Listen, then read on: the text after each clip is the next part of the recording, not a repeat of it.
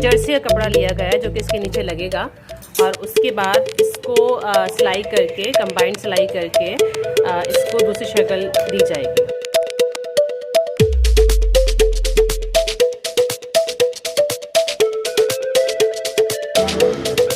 उसके बाद रेडी होने के बाद ये इस तरह से तैयार हो जाएगा।